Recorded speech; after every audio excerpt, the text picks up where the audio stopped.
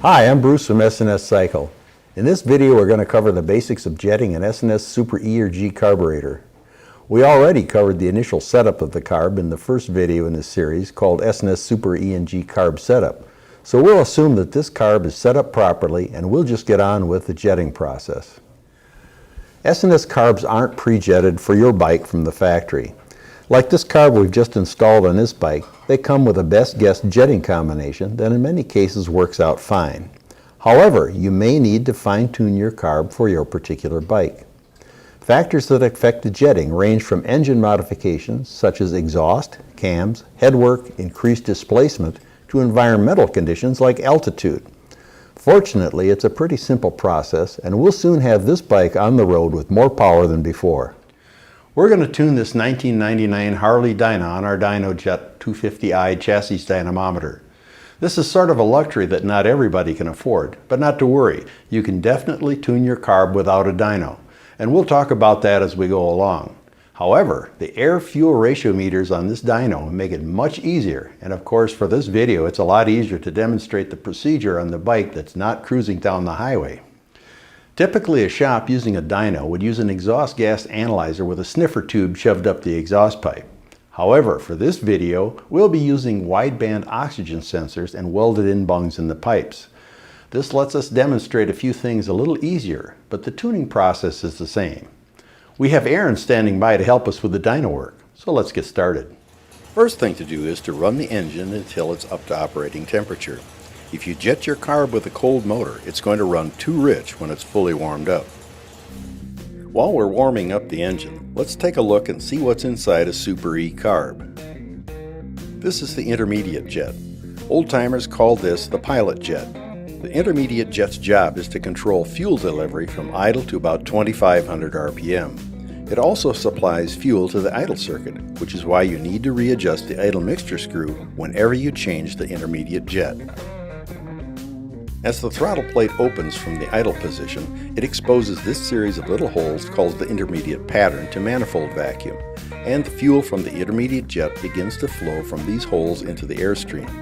As the plate opens farther, more holes are exposed so more fuel is delivered. Once we run out of holes, the main jet takes over. And this is the main jet. As the name implies, it supplies larger amounts of fuel for higher RPM.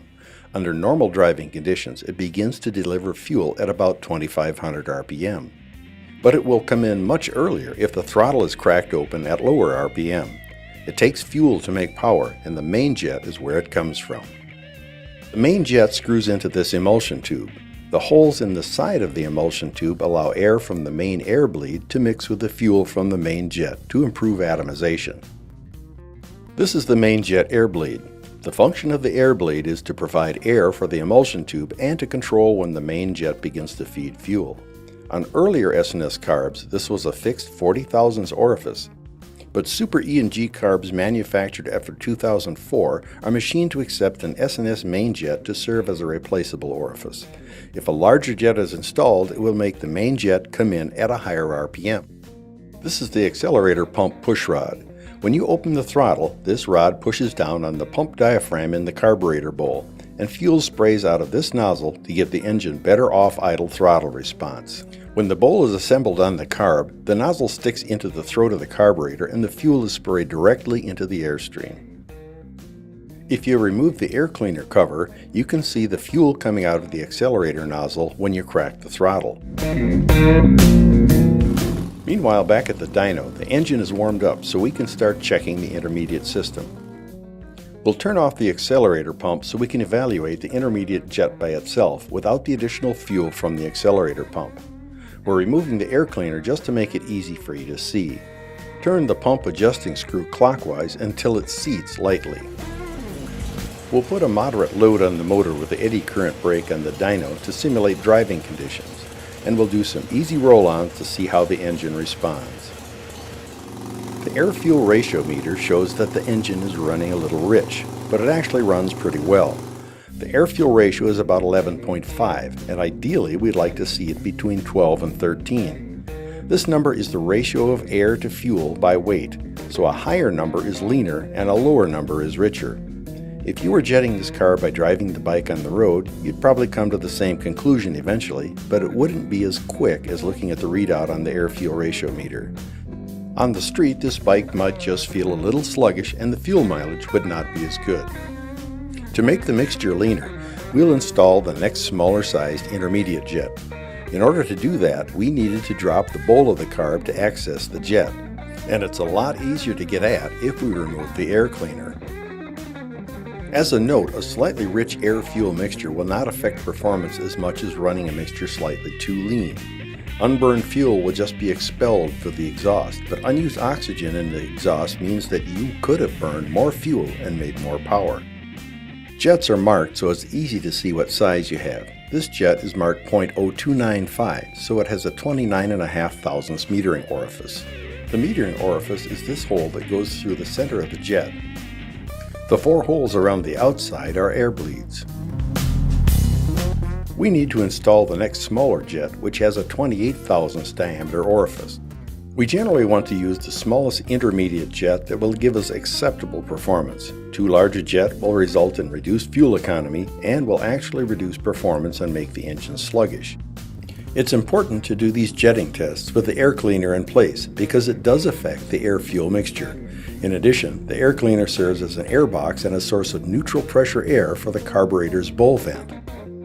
Anytime you change the intermediate jet, you must readjust the idle mixture screw because fuel for the idle circuit comes from the intermediate jet. With the engine warm and idling, turn the idle mixture screw counterclockwise until the engine becomes too rich and begins to stumble. Then, turn the idle mixture screw clockwise until the engine speeds up. Keep turning until it slows down because it's too lean. Next, turn the idle mixture screw back to a point halfway in between the too rich and too lean points.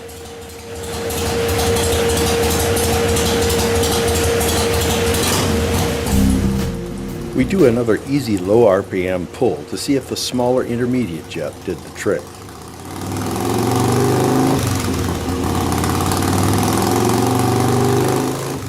The air-fuel ratio display shows that we're where we need to be with the air-fuel ratio of 12.5 to 13. So we're done with the intermediate jetting. We can now adjust the accelerator pump. Adjust the accelerator pump by cracking the throttle at idle and turning the adjusting screw out a quarter of a turn at a time until it responds well to the throttle. You should only adjust the accelerator pump after the intermediate jetting is complete, and don't give it more accelerator pump than it needs. At this point, the engine does not throttle well. But with every quarter turn of the adjusting screw, it gets a little better. And a little better still. We're getting pretty close here.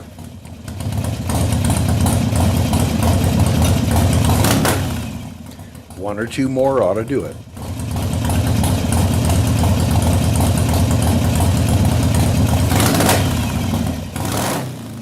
Yeah, that's what I'm talking about.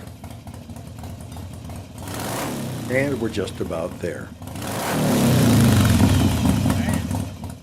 One more quarter turn and we've got it.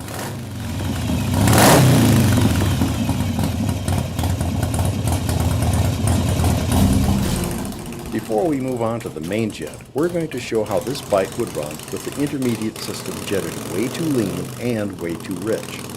First, we've installed a 25 thousandths intermediate jet. We know it's too lean, but we want to demonstrate how a very lean engine acts.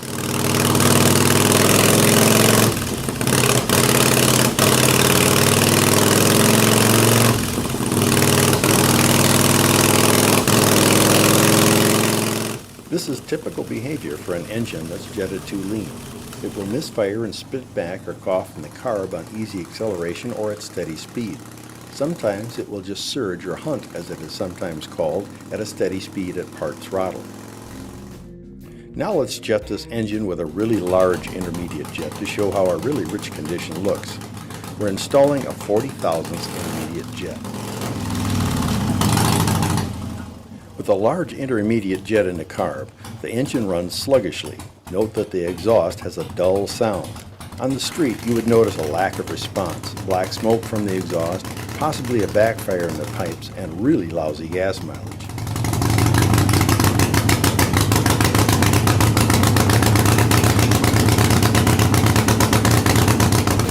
Let's put the correct intermediate jet back in so we can proceed to the main jet.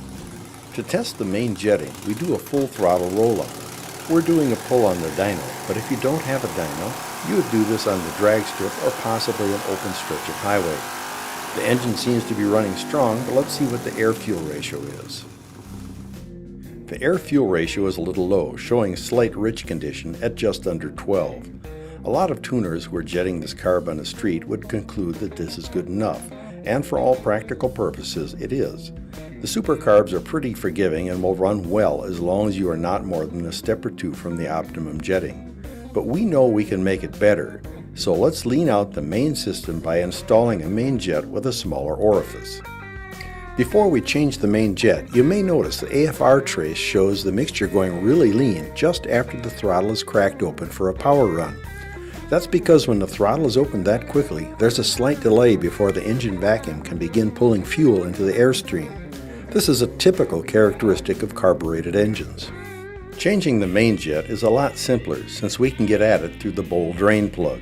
It isn't necessary to remove the air cleaner, but we've done it here to make it easier to see what we're doing. Loosen the plug with a 5/8 inch wrench. Be sure to have a container ready to catch the gasoline when you remove the plug. This bike has a vacuum-operated petcock, but if you have a manual version, be sure to shut the fuel off because this little container won't hold the whole tank. You can use a short stubby screwdriver to remove and install S&S main jets, but we have this handy little main jet tool that's even easier to use. The jet we just removed is marked with a .072, so the orifice size is 72 thousandths. Experience tells us that we need to lean out the main system by installing a jet a couple of sizes smaller. We'll install a 66 thousandths jet. The main jet tool makes installing a jet really easy because it holds the jet securely as you install it. Just stick the jet up into the drain hole and turn the T-handle to screw it into the emulsion tube. Replace the bowl plug and air cleaner and we're ready to try it again. Another pull on the dyno shows us that we're pretty well dialed in.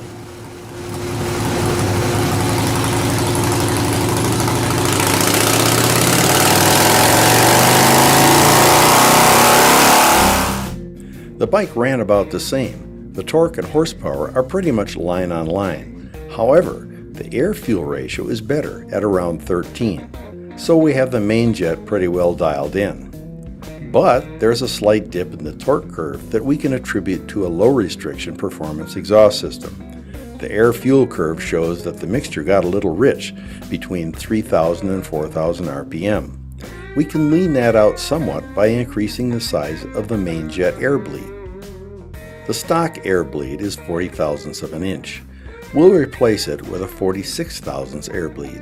That will make the main jet come in a little later and make it a little leaner as well. Back to the dyno to get the proof.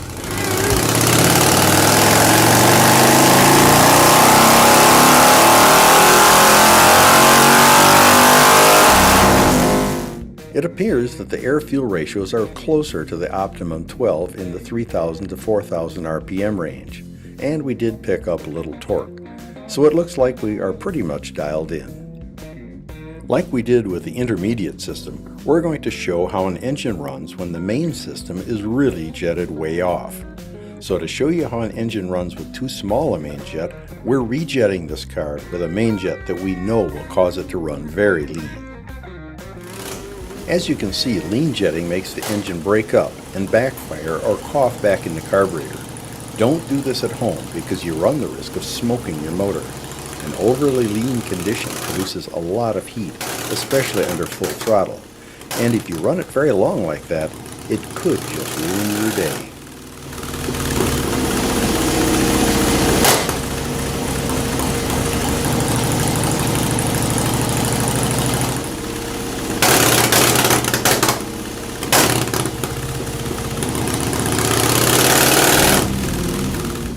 And of course, this video would not be complete without showing how an engine reacts when it's jetted too rich. We put a main jet in this carb about 16 thousandths larger than the optimum to show what happens. The engine is sluggish and does not accelerate well. The dull sound of the exhaust is often described as blubbery. Note the black smoke from the exhaust. Sometimes an overly rich engine will backfire in the pipes.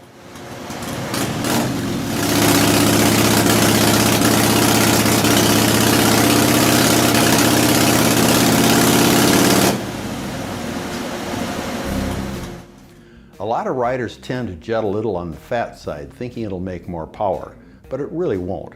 You'll make less power than a correctly jetted engine. A slightly rich engine may run smoother because it won't miss with all that fuel, unless it's rich enough to follow the spark plugs.